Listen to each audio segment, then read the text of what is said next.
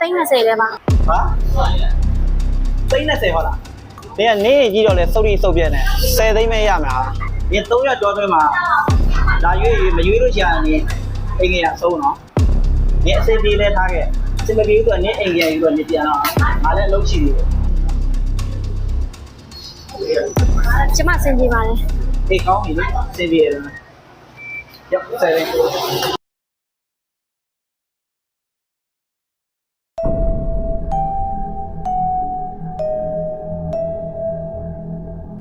ငါဒီပတ်စံနဲ့ငါဖေကိုစိတ်ကူဖို့မလောက်တော့ဘူးငါဘယ်လိုလုပ်ရပါမလဲ ခက်နေနေမေးသူနေနေမှာဘာလုပ်နေရလဲဟာ ဟဲ့တကယ်ချင်းမျိုးကိုနင်းတွေ့ရတဲ့တော့ပဲ အေး ငါဖေစိတ်ကူဖို့ငါပတ်စံအယူကြီးလိုနေလို့ငါပတ်စံလေးနည်းနည်းလောက်ချီးပါလား sorry ပါတကယ်ကြီးငါနေကိုရင်ချင်ပါတယ်ဟာဒါပေမဲ့ငါမနေ့ကမှဆိုင်ငယ်ကိုလိုက်လို့ငါလည်းပတ်စံမရှိတော့ဘူးဟာ ငါဖေစိတ်ကူဖို့ကလည်း30ကျော်လောက်ကုန်မှာငါလက်ထဲမှာလည်း10သိန်းလောက်ပဲရှိရယ်ငါဘယ်လိုလုပ်ရမလဲမသိဘူး ဟဲ့ငါမှအစီအစဉ်တစ်ခုရှိတယ်နေလုံးမလား